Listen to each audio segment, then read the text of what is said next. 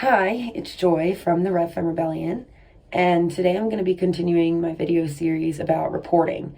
So today I'm going to talk about reporting to a police officer, be that at a station or calling them to come to a location, whatever the circumstances may be.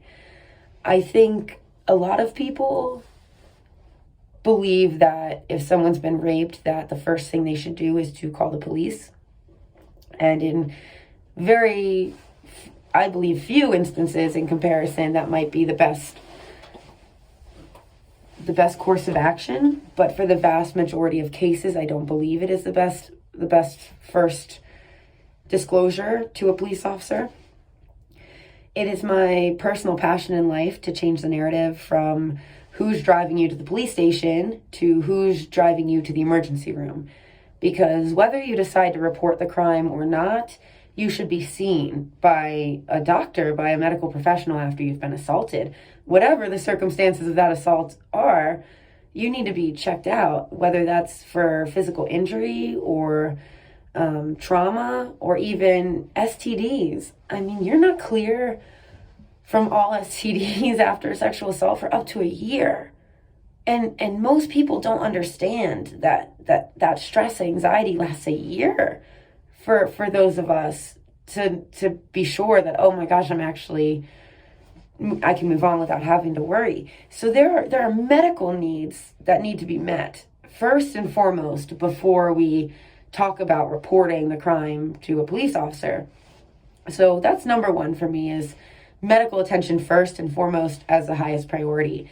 But if it comes to reporting to the police, whether that's in the hospital because they've come to take the statement as part of the SAFE kit, or, and again, SAFE exams I've explained a couple times and been too excited to be on camera to really slow down too much about it, but SAFE sexual assault forensic evidence exam, or a SAFE kit, a SAFE nurse, these are what people think of or know as rape kits. So if a police officer comes to take a statement during one of those, or if in time or whenever a victim wants to report at a police station, I recommend taking a victim advocate with you if possible, or having a victim advocate present. The truth is that the law and policy surrounding trauma-informed care are pretty dismal in the hospital setting, and they're pretty much non-existent when it comes to the law enforcement end of things. I've known multiple victims who I've heard give their testimony and the police record it incorrectly. Record their testimony incorrectly. And what does that do at trial? It's what you're saying now doesn't match what you said however many months ago, when in reality, it's what you're saying now, which could match perfectly to what you said 2, 3, 5, 6 months ago, a year ago, but the person didn't record it correctly. They shorthand or misheard you or whatever. So it's very, very important if disclosing to police to have an advocate present, because it's really hard to kind of keep track of things when you're all when you're dealing with the trauma of reporting what happened to you.